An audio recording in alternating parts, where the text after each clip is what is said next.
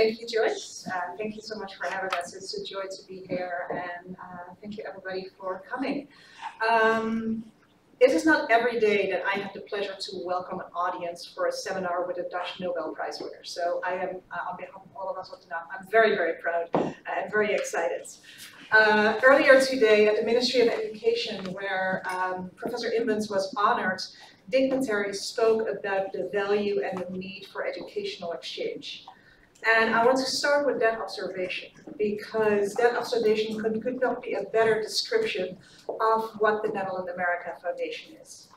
The Netherland-America Foundation was founded 102 years ago by, among others, Franklin D. Roosevelt and other leaders, with the goal to strengthen the role between, to strengthen the relationships between the United States and the Netherlands. And that's a mission that we still do today, 102 years later. We do this through a number of programs. We do this through educational programs, through Fulbright fellowships. We do this through internship programs, mostly focusing on high-achieving, low-income students to do internships in each other's countries, and through culture. And of course, we organize events where we highlight and honor individuals who have made a difference in Dutch-American relations. One of these events is tonight, which I'm very excited about. I'll give a little plug for our other events that we have on the calendar. Tomorrow evening, we have a sold-out gala on the SS Rotterdam. If you still want to attend, I'm very sorry you are too late, but you have the opportunity to attend other events that we do. We will be in New York late April for Enough Connection, where we bring together our students and our interns for a meet and greet. They will be coming together with our audience. On May 24th, we will be in Washington, D.C. for the Ambassadors Awards Ambassadors Dinner. And in New York on June 21st for an event where we will be bringing the startup community together. So I hope that you have a chance to attend many of our events. You are all very, very welcome to do so. And for now, I would very much like to introduce Professor Patrick Groenen, the Dean of the School of Economics of Erasmus University. Patrick?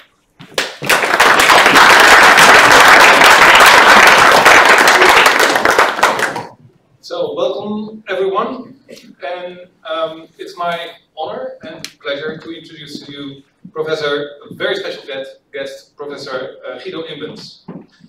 He started his career at what we now call Erasmus School of Economics, studying econometrics. After that, he did his MSc at the University of Hull and continued his PhD at Brown University. Became, amongst others, full professor at UCLA and Harvard, and currently at Stanford. And indeed, in 2021, he received the Nobel Prize in Economics, of which we, of course, are all very proud. But let me turn to one of his specialities of his research.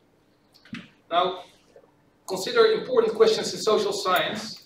And many of those are about cause and effect. For example, how much increase of income is obtained by 1 year of extra education? Or what's the effect of a smaller class in primary education on learning outcomes, or perhaps maybe even later at the labor market? Questions as these are difficult to answer because we do not know what would have happened if the person didn't get this 1 year extra of education, or would have been in a larger class in primary education. But one could argue, let's do as what we do in medicine. We do a natural experiment with a random assignment of students to a certain treatment or a control group, just as with these type of studies.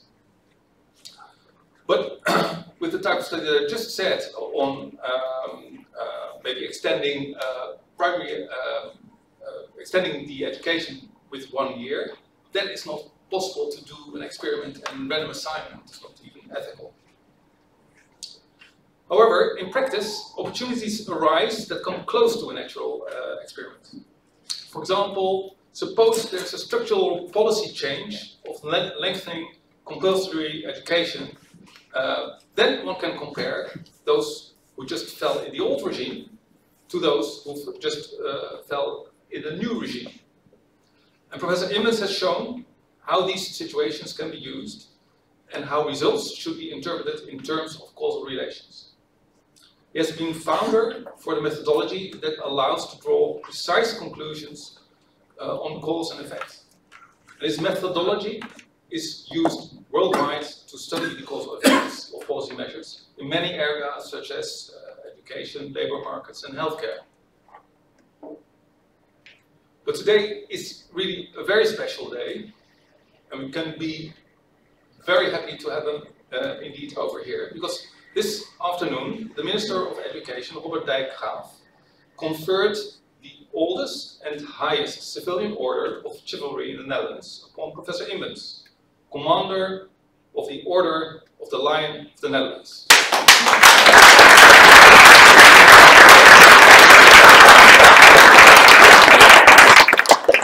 So this is a special honor and an exceptional pleasure to have him over here today. So please take the floor.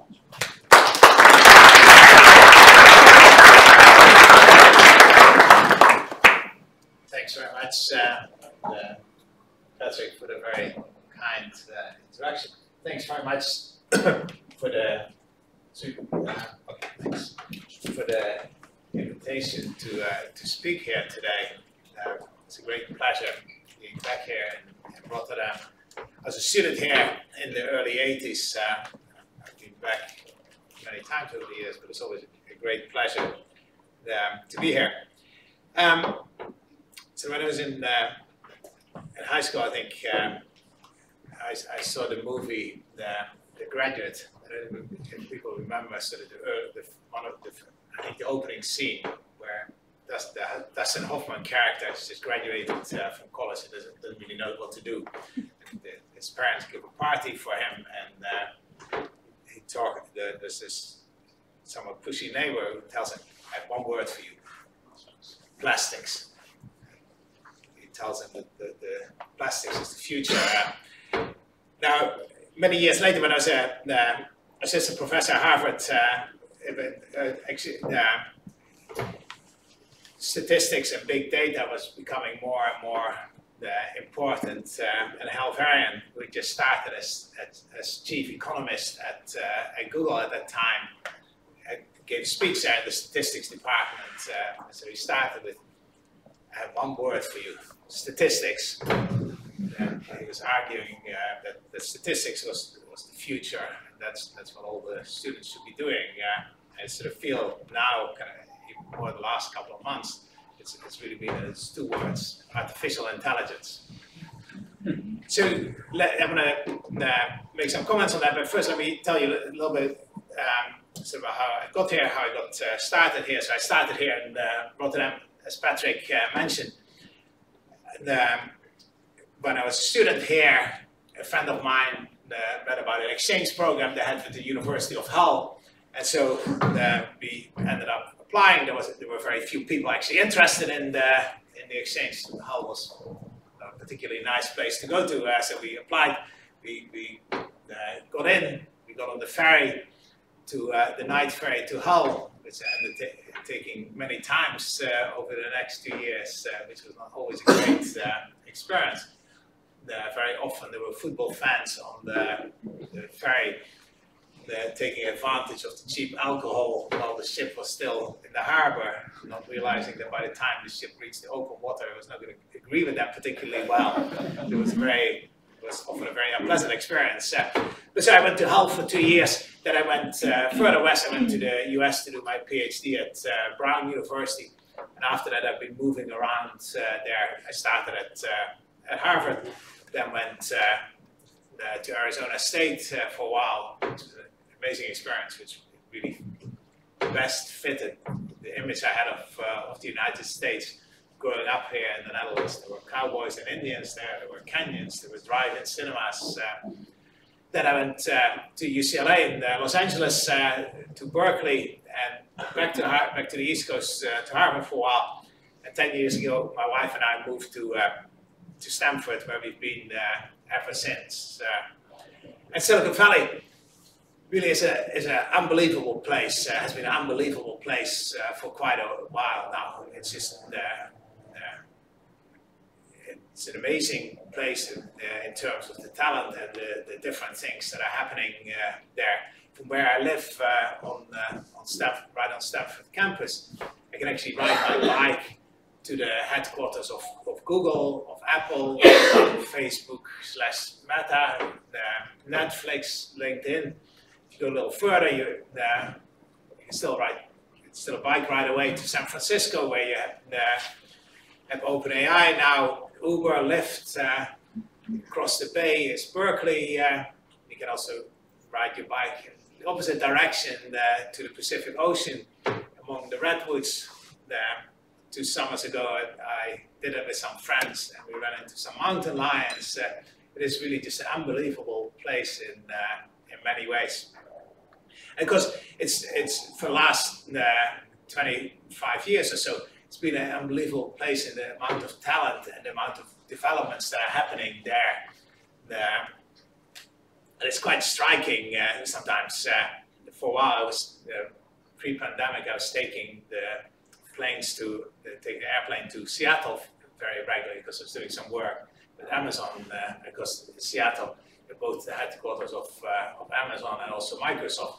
So on the plane there, the plane between San Francisco and Seattle, you just hear these constant conversations when people talk about all the technological advances that are happening and the things that they're working on there. And so you constantly run into these people doing these really interesting things. And so one time, coming back from Seattle, I ran into someone I'd known before, Ronnie Kohavi, who used to be in charge of experimentation at Microsoft and then later at Amazon. He told me he was organizing a conference on experimentation, on online experimentation later that week. And I was doing some work related to that, so he actually ended up inviting me to the conference a couple of days later at one of the tech companies. I went to that conference and Ronnie Kohavi started the conference by listing the attendees, and so the first slide here had all the companies attending. But he wasn't quite sure what to make of me because I wasn't really there representing Stanford. So I looked a little bit of the odd person out there, certainly in terms of net worth compared to these other organizations. But it's sort of clear that what's been happening there has been incredibly interesting and incredibly impactful in many ways. And so I want to talk about some of the methods and technological developments there. So the way I want to organize it, first I want to talk a little bit about deep neural nets and another kind of related concept of generative adversarial networks, the Turing test. Then I'll talk a little bit about ChatGPT and large language models and sort of where some of the discussion is in terms of where that's going to go in terms of the effects on the economy and jobs. First, let me talk a little bit about deep neural nets. When I was a student here, so when I was a student here in Rotterdam, we started looking at statistical methods. We started looking at regression models kind of the type you see here. Kind of we worked with these models where we were trying to predict outcomes using relatively simple models with relatively few variables, and we tried to figure out how to use these models to answer questions in economics. And at that time, there was a sense that you really wanted to have those models be very small and very parsimonious. I remember actually later, when I was at Harvard, one of the senior econometricians there said, well, you should never really trust these models if they have more than 5 parameters, if they have more than 5 regressors. And if you see what has happened since in the machine learning literature, where people have built these statistical models, these machine learning models, that now have billions of parameters and that are extremely effective in coming up with predictions that fit incredibly well and allow us to do things that we couldn't possibly do before. And so the key thing is that compared to the structure we were using before, where we had, just like in these neural net models, we had a layer of inputs, possibly a small number, possibly nowadays we're using much larger sets of inputs.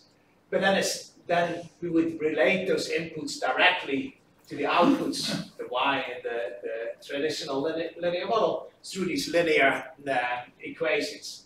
And what these deep neural nets did to get past that was introduce a number, sometimes a very large number, of hidden layers in between these input layers and these output layers in ways that allows you to incredibly flexibly model these response surfaces and create predictive models. And these at heart and from the beginning are really just predictive models where we're trying to fit very complex the data in effective ways. And so one of the big success stories there, the nice thing about this machine learning literature is that often they have data sets that are very widely used to kind of keep track of how these models get better. One of the success stories there for these deep neural nets is the handwritten digit recognition. This was a problem that was particularly important for the postal service in the US. They get a lot of letters. They used to be many of them are handwritten, and rather than sorting them by hand based on the zip codes, they would like to have them sorted by machines. But that's difficult. Lots of people's handwriting is very poor, and it's kind of hard to tell exactly what they mean, whether it's a 4 or a 7 or a 9. And so they try to develop these algorithms that would take as input, and it's here you can see this for this number 4, they take as input a set of pixels here, 28 by 28, with each pixel coded to be white, black, or some grayscale in between. And based on that big set of numbers, they try to predict whether this really is a 4 or a 9 or a 7. And over time, these models just became incredibly effective at recognizing which of these digits were there. So this particular problem is one of classification, where giving a large set of inputs, this 20 by 20 matrix with whatever 10 grayscales per pixel, to classify that for one of these numbers between 0 and 9. And then these models went way beyond that. They started doing image recognition for very complex settings. And they've gotten very good at that. Though there are kind of qualifications there. If you look here at these two pictures at the bottom, the first one is recognized by the algorithm as a pig. But then by cleverly adding some noise, the second picture, which to me, to most of us, or to all of us, looks exactly the same as the first one, by that same algorithm now gets classified as a flying pig or as an airliner. And the bottom pair of pictures, the first one gets recognized with great confidence as an African elephant, but then by adding some noise, the algorithm gets fooled into thinking that it's a sea snake, even though, again, for all of us, it still looks exactly like an elephant. But these deep neural nets, again, for these digit recognition, there's a particular version called convoluted deep neural nets that recognizes the spatial proximity of the different pixels. But they have been incredibly effective at all these supervised learning tasks, where you have a set of inputs, a set of outputs, possibly a very large set of inputs, and by allowing for these hidden layers and these nonlinear transformations, you can fit these incredibly complex models. And they're being used constantly in all the search algorithms with now, and in the large language models, now with billions of parameters, and still do an incredibly effective job at doing the classification or doing the prediction. Another place where these models have been incredibly effective, and again, you see this I see this every day in the Bay Area, is getting the self-driving cars to work well.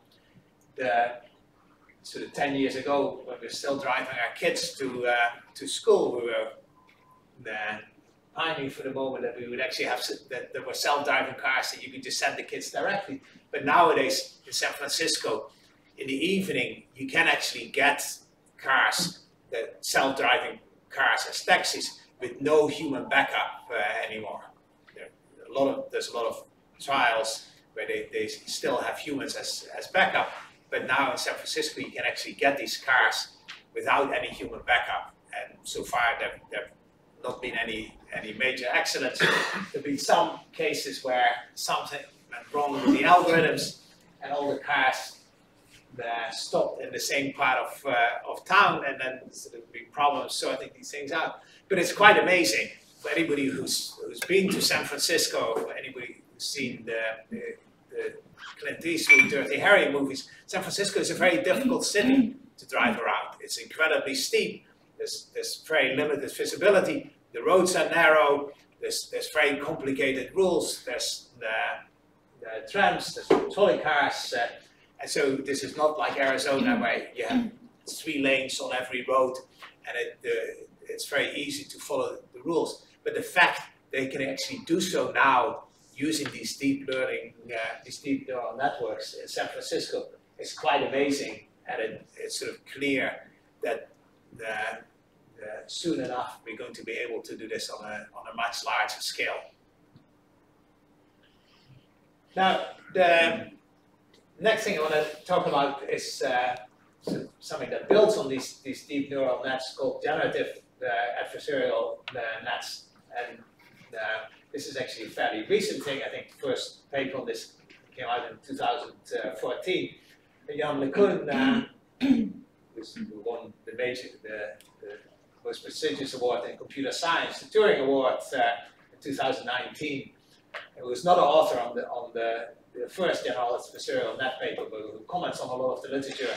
Somewhere wrote that the GANs, generative adversarial network, are the most interesting idea in machine learning in the last 10 years. And so what are they about?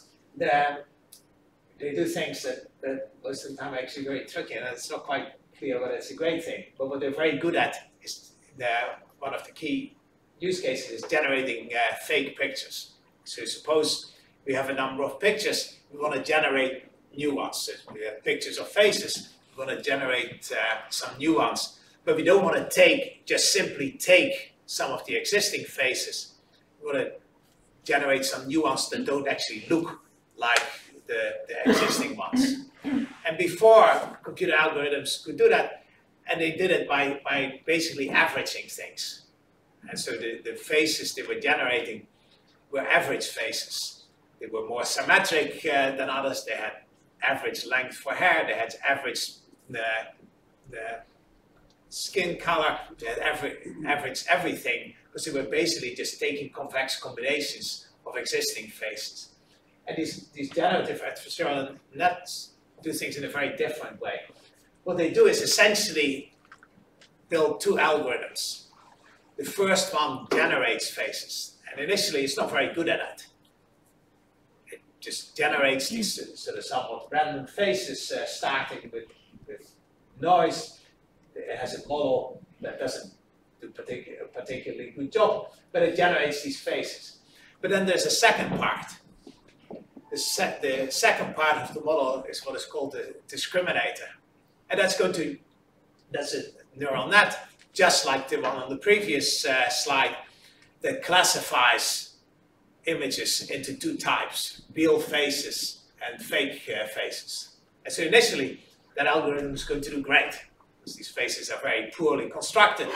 The discriminator is going to have a very easy time telling these apart. But then the key thing is that we use the discriminator to generate feedback for the generator to improve the generator. If the discriminator says, well, if you put 3 eyes in that face, I'm going to know that it's a fake one, the generator will realize it should not have 3 eyes in that face and only 2 eyes. And so it starts getting better and better. And eventually, by having a rich enough model, the generator is always going to win, because it keeps using that feedback effectively to the point that the discriminator just can't tell anymore which are the real faces and which are the fake faces. And these algorithms have become so good that we can now actually generate pictures that look exactly like real ones, even though they don't look like any particular individual in the data set that was used to train them. And so that opens up sort of a lot of possibilities, and that sort of analyze a lot of these ChatGPT large language models. But the key thing there is that you let these algorithms play against each other. What in economics we studied in game theory, by letting the discriminator try to beat the generator by recognizing which faces are fake and which ones are real, and the generator trying to beat the discriminator by generating faces where the discriminator can't tell them apart. And so in some sense, this is very much like what Alan Turing thought of initially as the way to detect real artificial intelligence. If we can distinguish, if we can try see which one, what is the artificial, what is the computer, and what is the human responder in a game where you can ask the computer and the human responder questions. And so here in the generative adversarial networks, you're trying to let the computer first figure out whether it can discriminate the fake from the real faces. But by the end, when it's finished, even humans cannot tell which are the real faces and which are the fake ones.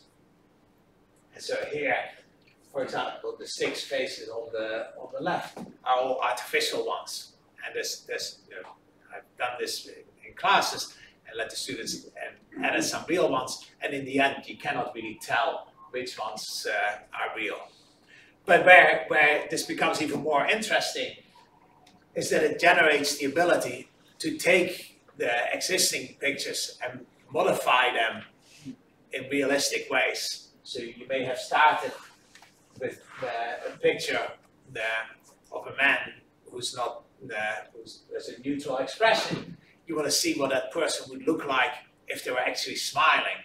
And you can then generate pictures, you can modify them so that they stay as close as possible to the existing picture, but ensuring that they're smiling. And so those types of techniques are now widely used in marketing when they may run experiments. They want to see if a particular way of soliciting money or soliciting responses is more effective. If you show this picture, or if you make the person smile more, or stand in a different position, or change it in any way you want. And rather than having to take new pictures all the time, you can modify things in any way you want by just imposing that as an additional restriction in the algorithm.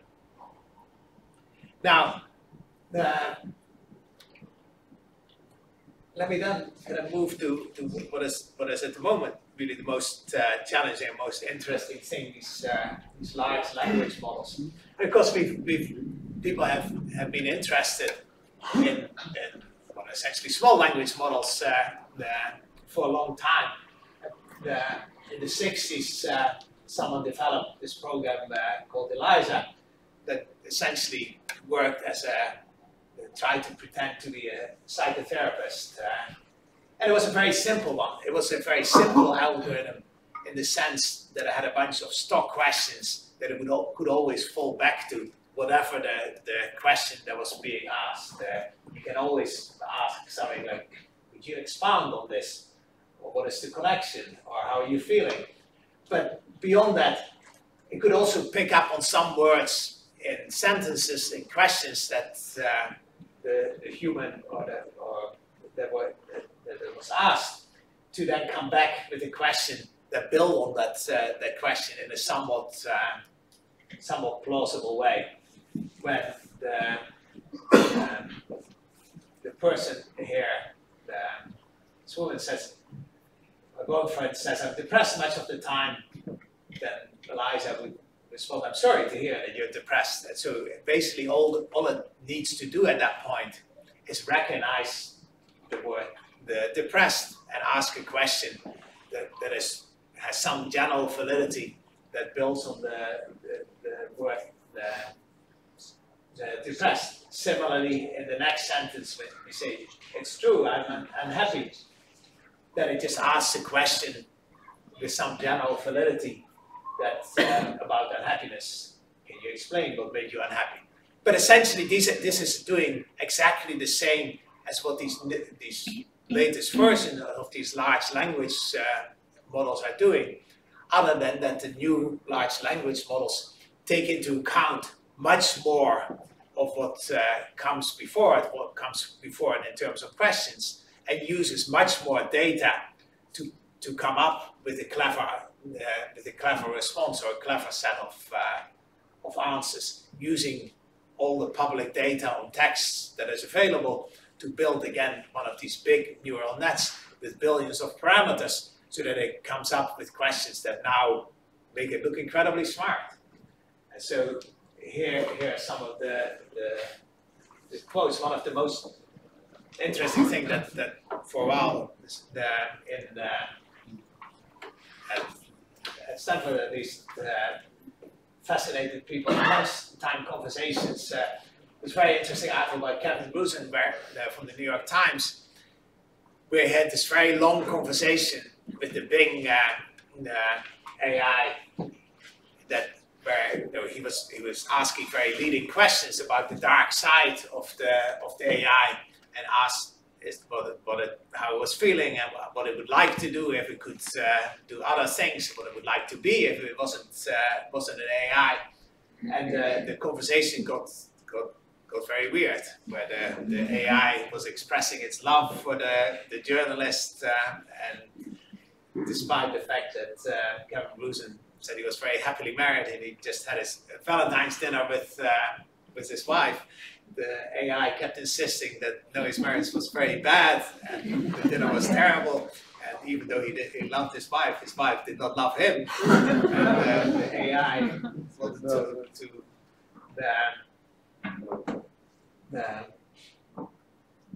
continue having conversations, romantic conversations with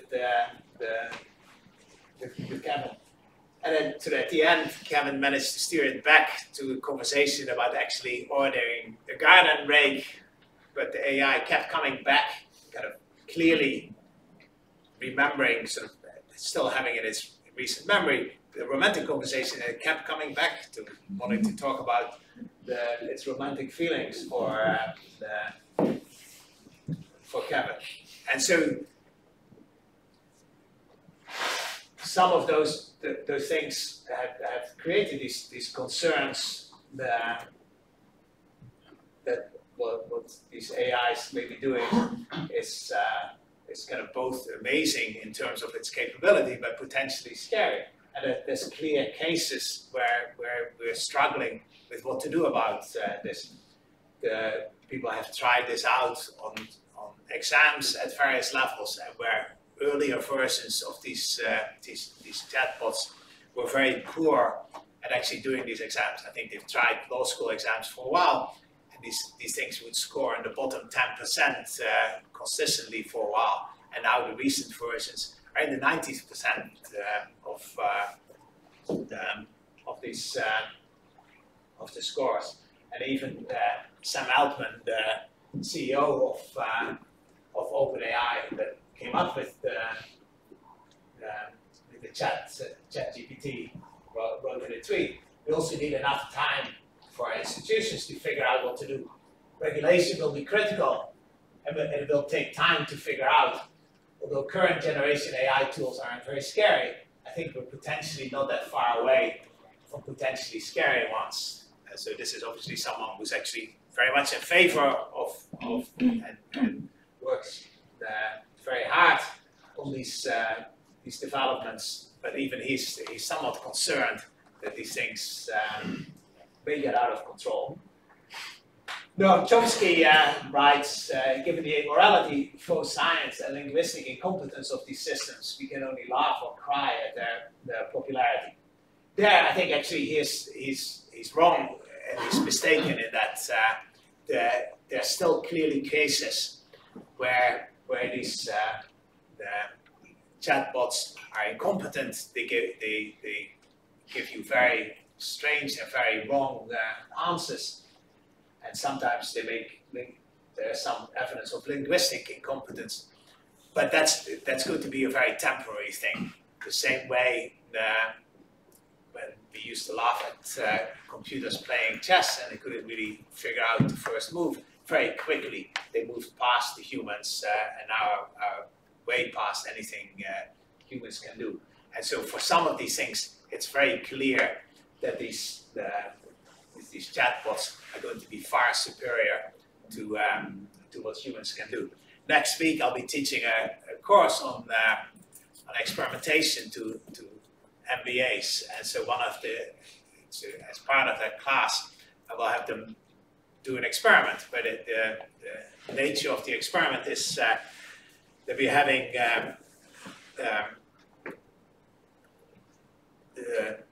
we're going to ask a number of people on Mechanical Turk a couple of survey questions. We're going to pay them for that, and then at the very end, we're going to offer them a bonus for having participated in the survey. And the student's task is to come up with a way of soliciting the individuals participating in this to donate the bonus to charity. And so then their specific task is you have to write 1 line, 2 lines, or whatever you want, and the success measure is what fraction of the people participating in the survey will donate that bonus to charity. And so I'm going to have them do that in class, in groups, and I'm also going to enter an additional contestant where I have ChatGPT write a solicitation. I've already done that part, and I'm pretty sure that ChatGPT is going to be better than the humans at coming up with a way of soliciting the donation for the charity. It's just much more effective, and so you see it now being used in generating the copy for marketing. It's just very effective at doing these things because it's seen so much more, it's read so much more than any human can do. And so where is that going? What does that leave for us to do? But it eliminates jobs, but it takes our jobs.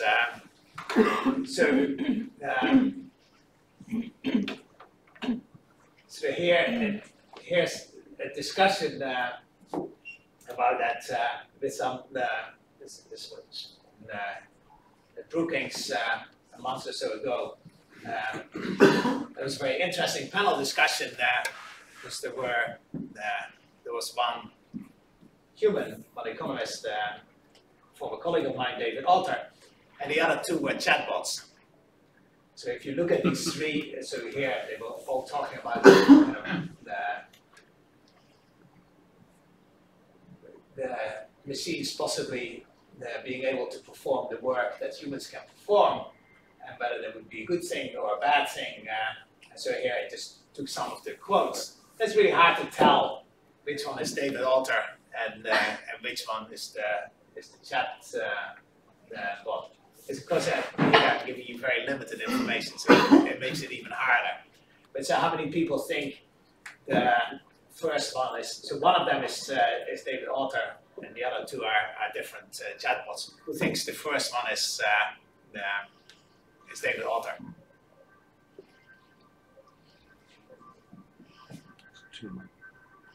A couple of people. So you do it there. You cannot abstain. So who thinks the second one is the human? But there's David Alter. Who thinks the third one is so they just given that people initially were reluctant to raise that, who thought the first one was So in the end, the table was the third one. But so again, it's hard to tell. It's very hard to tell, and even if you had much more text, again you can find the discussion if you search for Brookings and David Alter. It's very hard to tell which of these texts is generated. And it's an amazing panel discussion where they go back and forth. They comment on these other stuff, and the chatbots look very reasonable almost all the time. Now, back to the question of where this is actually going, what this is going to do for in the long term for the jobs. Jan Tinbergen, kind of long time ago, sort of wrote about some of these issues, and he had a very benign view of these technological changes. He felt that in the end it was all complementarity, that it complemented, it augmented the abilities of the humans, and it made everybody more productive. There was some concern that it did mean that everybody would need to get more education, but he was very positive about the changes. Over time, I think people have become more concerned with it, and so David Alter's work has studied this in great detail, and he's concerned about the fact that it's not just complementarity, but it also substitutes for some things. Some types of jobs are going to disappear, and you can see that with the self-driving cars. In the end, it is going to eliminate the taxis, Uber type, the driver positions. There's going to be a whole bunch of jobs that are going to disappear when these new technologies come along. That may be a good thing. These may not be jobs that really are particularly fulfilling, but it is going to create tensions in the transitions where these jobs are going to disappear. Then kind of a person that takes it even, a few that takes it even further, again, David Alter, as well as Daron Acemoglu have pushed that view, that it's not just about substitution and complementarity, but really that it's going to change what we can do. It's going to create all these new jobs that we actually don't know about at the moment. If you look at previous technological changes, it just created all this demand for things that people weren't doing at that time, and that now we could do over the years, kind of over longer periods, over hundreds of years.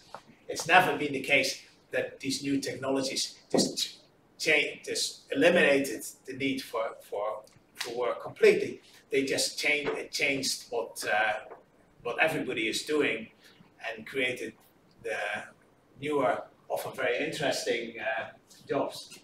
And then the sort of going even further, we don't really know where this is going, because there have been many times in the past when we thought that new technologies were really going to change things in a dramatic way. And so again, now you see a lot of people who are saying that these new technologies are really the end of the world as we know it. And of course, in the past, that has never really worked particularly well when people have said that. I was talking earlier, when I was very young, when I was living here in the Netherlands, I still remember the 70s during the oil crisis when the Prime Minister said the days of cheap energy were gone. The world was never going to go back to the old ways. And we had 3 Sundays where we were not allowed to drive, and then it was back to normal. And actually, we were back to normal very, very quickly. And here, it's not clear either whether this is a period where we're just transiting to a new equilibrium, where we're trying to figure out how to use these new technologies, and trying to figure out what jobs we're going to be doing, or whether this is really leading to a fundamental change or not. But we will see that. And I don't know exactly where that's going on either. So let me examine here.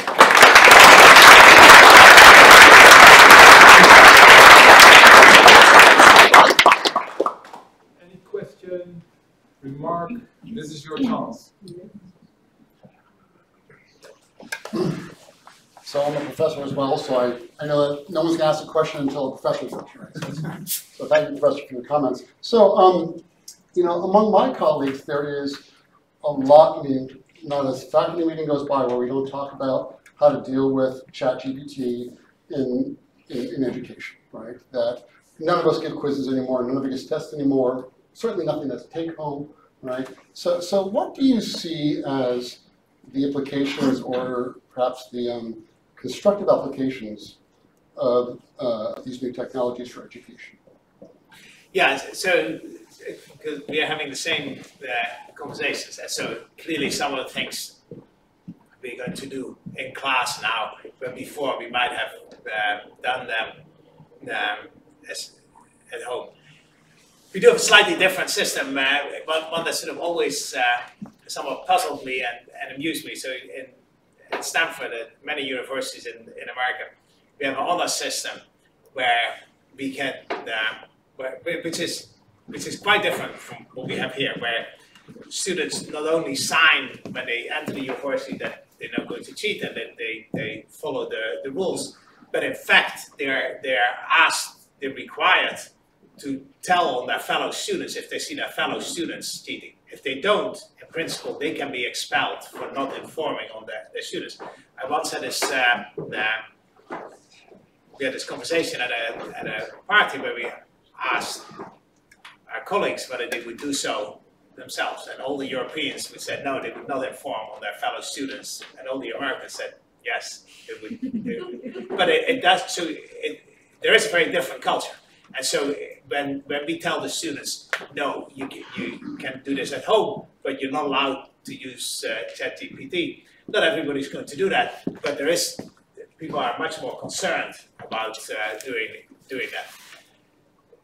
But sort of back to the key part of the question, sort of because in the end, the way students are going to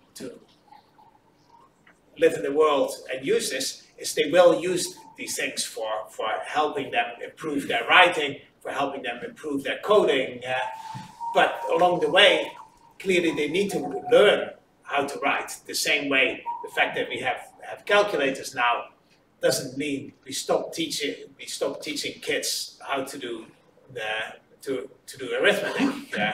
You need to understand that first before you can use these methods, because in the end, you need to be able to ask the right questions of these tools. You need to be able to use these tools in the right way, and you cannot do that without actually understanding the content of these things. I see that in sort of the way we teach the MBAs data science. They're not going to be data scientists. They don't need to know the details, but they do need to know enough so that they can ask the right questions when these are being used at the companies they're going to be working for. So it's going to be a challenge to figure out how to move more of the assignments into the classrooms and have students do things there in a controlled environment, because allowing them to do that at home is not going to work. But we've seen during the pandemic that flipping classrooms and actually doing more of the teachings through videos, through other materials that they can do at home, and then actually use the classroom time for having them do assignments where you don't want them to use the electronic devices. I think is one thing where, at some level, it feels a little bit like high school, but otherwise it leaves things makes it too easy for students to cut corners and do other things. And it's not really, in the end, it's not really fair to ask the students to monitor it all themselves. So it is changing the way we're teaching, and it's all the students are sort of somewhat sheepish about it, but they're all using it in the rest of their lives. So it's very hard to keep it separate from their educational lives. Okay. Next question. Yes, please. That's kind of setting up this point. On the one hand, I understand your point about the use of artificial intelligence in the classroom setting could be considered cheating. But at the same time, nowadays we typically learn to use a calculator in the educational process. How do you foresee in the future that artificial intelligence will just become more a part of the learning process, where you learn things that are not necessarily trainable? Because at some point you need to learn to work next to this artificial intelligence and not just do the things that it can do. So that's typically what we diversify with. We don't have people that manually plug transistors from one telephone switch to another telephone switch. We have switches that do that automatically. And the people do the non-trainable things.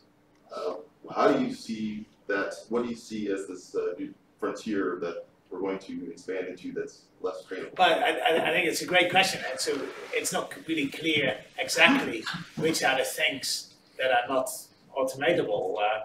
Large parts of the, you can look back at earlier technologies, how that affected things. So when spreadsheets like Excel became available, that changed the demand for bookkeeping, because now suddenly it was very easy for people to do that, and so that eliminated the need for a large number of bookkeepers, but sort of more complex accounting questions came up, and so the demand for higher skills increased, and so that's kind of where there's this tricky distinction between the Tim Bergen view of these things are helping everybody become more productive.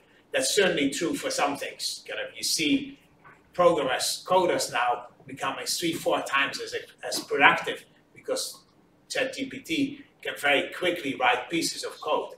But the question is whether that's true for everybody or whether there's what David Autor calls a hollowing out of the middle, that some of the jobs in the middle may actually disappear in a way that moves some people to the bottom of the skill distribution, because the type of jobs with somewhat limited skills are no longer going to be available. They're the ones that are going to be eliminated. And exactly how that's going to play out is going to be a big question going forward. Right.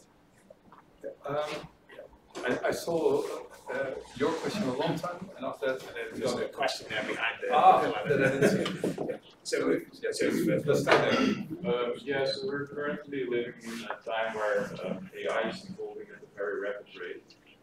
My question was, do you believe there is a limit to be reached where training a more advanced model will be impractical, and if so, are we close to this limit? No, so I think we're still fairly far from that. So I think ChatGPT at the moment, so these large language models at the moment, essentially use kind of all the available text to just predict what's going to be next. And in doing so, it still makes very basic mistakes. It makes very weird mistakes. Mistakes of the type that the search engines don't make, because the search engines kind of work differently.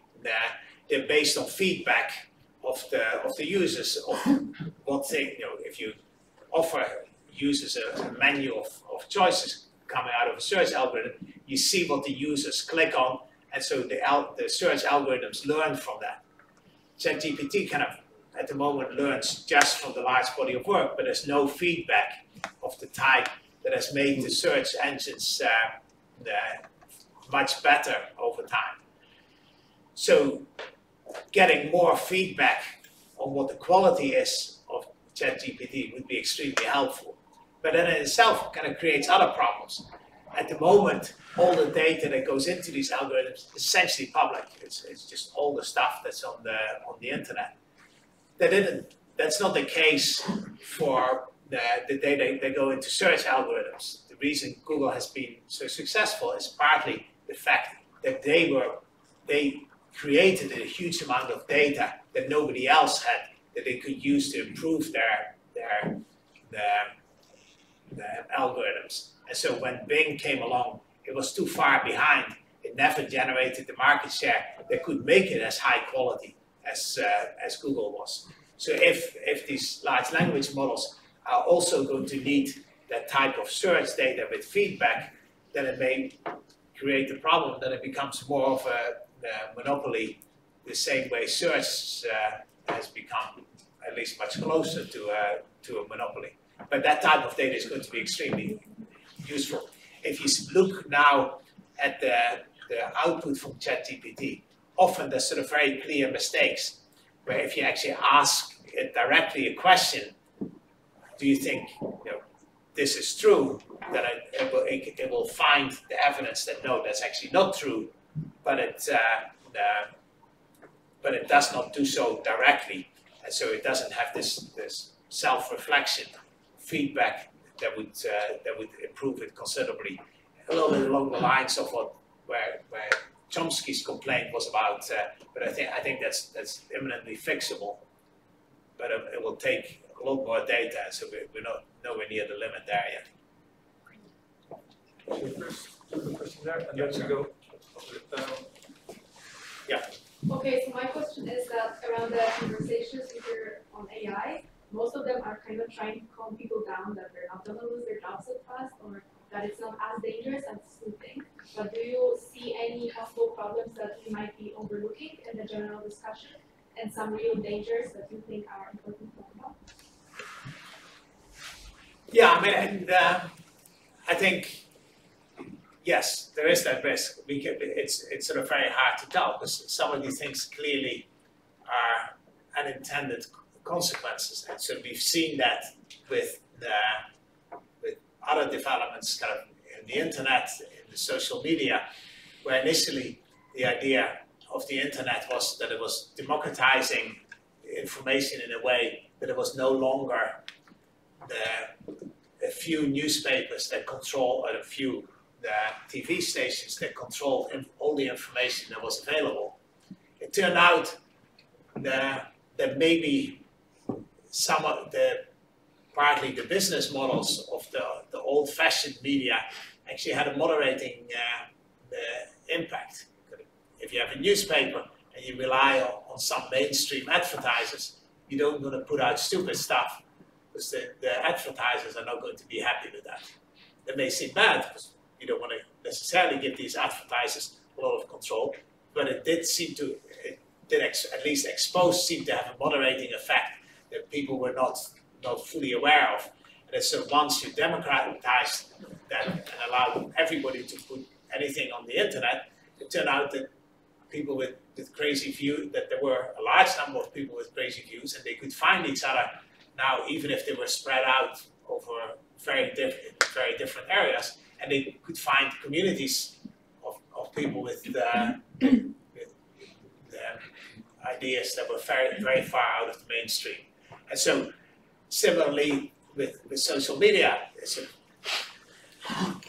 initially the idea was that places like Facebook would provide ways of creating communities and put people in touch in an effective and a beneficial way. There was a lot of that happening, but then it turned out there were negative effects of that as well that were actually really hard to control. And so I think some of that is going to be true here as well. It's going to be hard to control the misinformation. This is already a big problem. Once you have these chatbots, they can actually generate the content, and so they can create their own echo chambers where crazy ideas become more and more established. So there's certainly concerns, but in terms of the jobs, in the end, I'm pretty much on the other side, that we're going to do new things that we couldn't do before, and it's going to create really interesting new products and positions. Yeah, thanks. I have two questions. One, do you think that things like GDPR or the AI Act create a competitive advantage for innovation out of Europe in this area, or do you think it creates constraints? Some people would say, startups can't keep up with policy and laws around these topics, and so they may leave, or they may be reticent to try things. For example, GDPR has all of these double opt-in and sort of legitimate interest, which someone who reads the letter of the law might actually not sell to someone who could become a good customer because they're afraid of getting in trouble, whereas someone who's just a freewheeler is going to go out and take the market. So is it a blessing or curse? And then the second question would be just real quick. Do you think that does this reinforce the big tech strengths? For example, you know, OpenAI was a startup, now it's part of the Microsoft ecosystem. Or LinkedIn doesn't allow chat robots on its data, and so people are forced to be slaves to clicking buttons and doing things on their platform because they can afford to say there's nowhere else to go. Yeah, so both of those questions are going to be very interesting. I think I'm not super worried about the restrictions here holding back the startups. I mean, in the end, California has fairly strict regulations as well compared to some of the rest of America, and it's not stopped things there.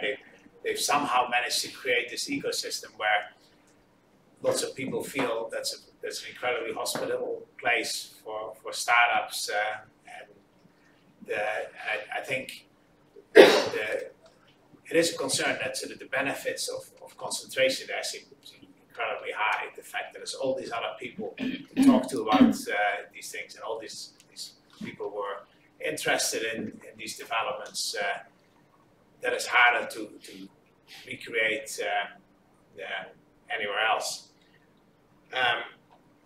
Sorry, the second question was about just whether it reinforces big tech. Oh yeah. Or does it So create that for smaller? I think that's kind of a very tricky thing. So at the moment, some of this looks like the the thing is just the engineers, and in fact, the technology is not incredibly complicated. There's other companies that could in principle do this. OpenAI was not that big. It's not that their people were so much smarter than anybody else. They were willing to take bigger risks. I think Google, was rightly sort of more worried about the blowback if they released some chatbot that was saying stupid stuff. And so, from that perspective, other companies may be easier to join the race here for other companies there, but it could end up having some of the features that made search a more natural place where consolidation was going to happen, and you would end up with very few companies where you just really need all the feedback. You need a big user base before you can do things really well. Because the computing power is always going to limit things somewhat, but that may still in itself be something where a number of big companies could enter without too much of a problem. It could also be that having more specialized versions of these algorithms is going to be particularly helpful rather than one general purpose thing. But I think that's a really important issue where it's not completely clear yet which way that's going to go. We have all these conversations about all these new possibilities that these algorithms will open up, but aren't they to some extent a bit stuck in the past because we train them on data that we collected throughout the previous years, and we are using them for things like hiring and other problematic things, and also maybe for getting new ideas and new input on, for instance, those discussions you showed, but aren't they to some extent limited to kind of the input that was there in the past, and we are trying to augment ourselves and advance? And yes, I mean it's true. In the end, all the data is going to come from the past, but we can analyze this data in directed ways where we're really trying to figure out which way the future is going, and often we have been successful in leveraging changes in the past, kind of by breaking things down. There's of course a problem we have in general in the economy. We look at the past kind of to see where the economy is going, but we've become much better, not just at predicting paths that look smoothly like they're smoothly progressing from where the current state of the economy is, but also predicting changes, turns in the economy. So I think even with data from the past, we can often quite well in terms of predicting where the future is going. How far out we can predict well, that's going to be a bigger challenge. But in fact, I was reading an article the other day about the AI companies that were looking promising, and there was one that was specifically focused on making a distinction between predicting the future versus just using past data. So it certainly creates additional complications, but I think we can make some progress there. It's going to be the final question. Any other question or remark is going to be during the drinks. So you make your final choice for the question. Yes. Yes. Yeah, yes. Good. Yeah. As a kind of follow-up question to that, actually, given that the AI is based on mostly past data and is learning from that, would you say that to some extent it could potentially limit the creativity of mankind in general, given that the younger generation might end up relying more on it? And at the end of the day, most of the groundbreaking ideas kind of come from thinking outside of the box instead of staying within a confined neural network space. Yeah, so there I'm a little bit more optimistic. I think you want to use these things for dealing with the in-the-box problems, freeing the creativity up for thinking outside the box. And in the past, technologies have been very effective at doing that, at sort of eliminating the routine, mundane parts of many jobs, and then allowing people to focus on really difficult things for which there were no solutions. But it's tricky because exactly what we mean by creativity, if it is sort of out of the box thinking, if it may be possible to find some ways of generating ideas as well. Kind of back to chess settings, where there's sort of these books looking at what computer chess looks like, and it turned out that the computers came up with new ways about thinking about some of these problems that the human chess players had not done. Is that your creativity certainly would allow you to generate ideas sort of within some structure, but we've not been very good at doing that systematically with these chatbots, and it's not where they are at the moment. Where at the moment they're very much prediction kind of form. Essentially, they look on the internet. You have a part of a sentence, and you predict what the next word is going to be by looking at other sentences that look like this, and it's gone very far with that. But that's clearly not the end. Okay, let us give a big thanks to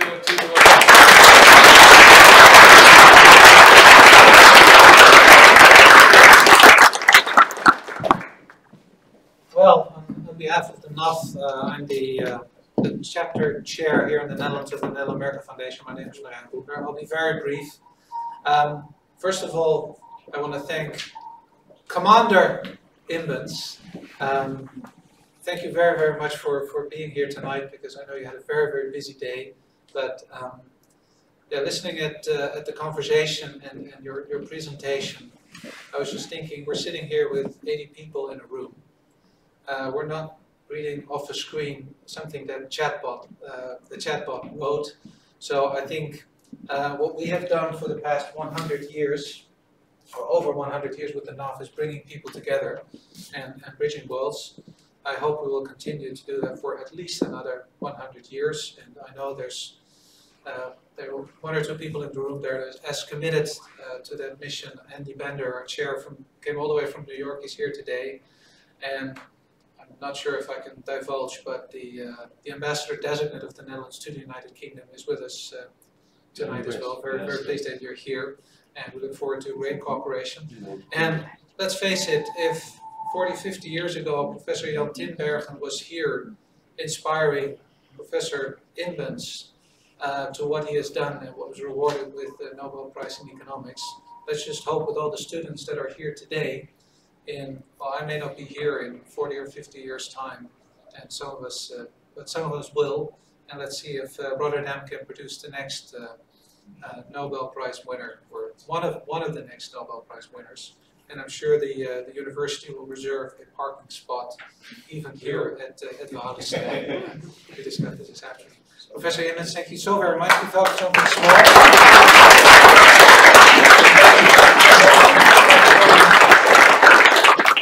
Thank you so much. And Professor Groene, we know you don't have to travel far, Delft, but we thought we'd give you something handy as well. And then Joyce, can you come up? Thank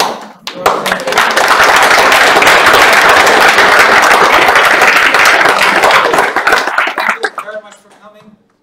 As Willemijn already said, we have an active chapter in the Netherlands. We have 9 chapters around the United States. A lot of very big and great events. Not all with Nobel Prize winners, unfortunately, but when one of you does win, we'll come to call. Thank you very much for coming tonight, and we hope to see you at many of, or at least one of the NAF events in the future, and we hope you'll come support, become a member, www.denaf.org. We're very interested in finding volunteers and people who want to share the mission that we have, and that's to improve the bonds between the United States and the Netherlands, and I think Professor Imbens is a shining example. So thank you very much.